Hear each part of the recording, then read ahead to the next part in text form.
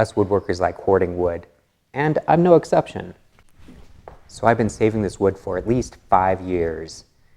It came from a water tank in the Santa Cruz Mountains, and it's probably old growth redwood because that's what they used to build a lot of the water tanks back in the 60s or so.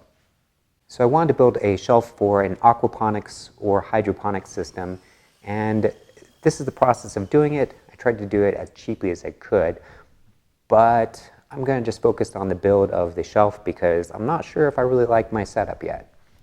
The trouble with any reclaimed lumber is that you might have nails in it. I didn't want to risk nicking my main planer's blades, so I pulled out my old desktop 12-inch planer and used it to run the lumber through it. When I disassembled the water tank, I was pretty careful to remove most of the nails, and I only found one and luckily didn't hit it with the planer while I was planing stuff. Even so, when I used my saw stop to cut things, I didn't want to activate it accidentally, so I did turn off the safety feature of the saw stop while I was ripping the boards down to the proper width. I did a really basic shelf design in Fusion 360, and I thought this would be a great opportunity to do some CNC woodworking joinery. I decided to do a round dovetail design in Fusion 360, and I did this just because I wasn't sure if I'd have a dovetail bit that would work for this operation. And instead this would allow me to use straight bits. This will be one of the first projects on my vertical spoil board, and I'll post a link to it in case you haven't seen it.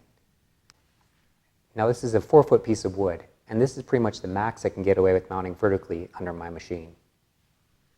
I use my Heimer to indicate in the base position and save the offset.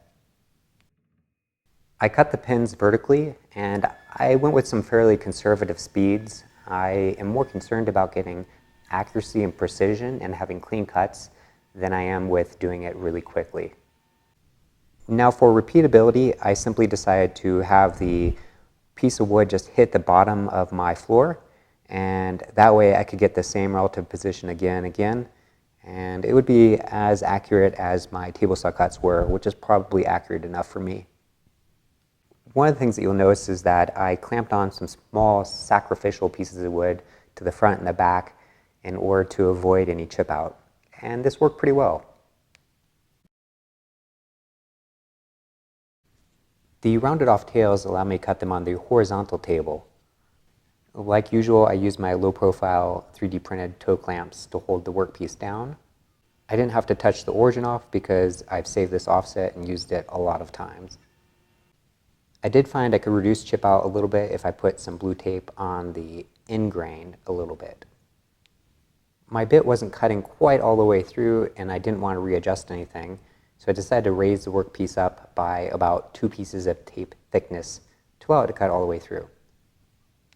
In one of my last videos, I talked about how to get perfect CNC inlays, and I used that same technique to find a good fit for these dovetails, and I ended up cutting about a -2,000 stock to leave in order to get this fit to be right in this particular type of wood.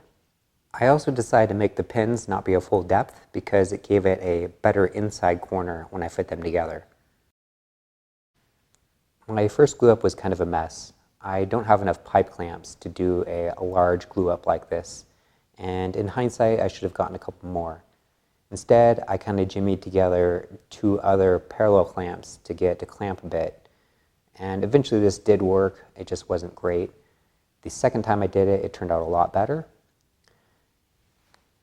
Now, I only tightly clamped the tails in, and this was a mistake because I ended up having some gaps, which probably could have been prevented if I would have added some clamps along the smaller direction in addition to the long direction. The tails did overhang a little bit, and I'm not exactly sure why. I think my thickness was a little bit off in Fusion 360, and I had to trim them. I tried with a saw at first, but this just didn't work that great and was a little bit slow. So I ended up just using the sander and sanding them off. I decided to put a little bit of a round over on the legs just to make it a little bit softer. There's nothing fancy about the legs. I just decided to screw them on. I drilled some pilot holes and then used some wood screws to hold them on. Of course, I did sand everything. Redwood is pretty soft, and so really I just had to hit it with 220 to get to be a little bit smoother. For finish, I used Osmo Extra Thin just because I had it around. Now I'm going to gloss over my hydroponics or aquaponics build portion of it because I'm not sure if I really like this setup or not. I may do a video later on it if it ends up working out well.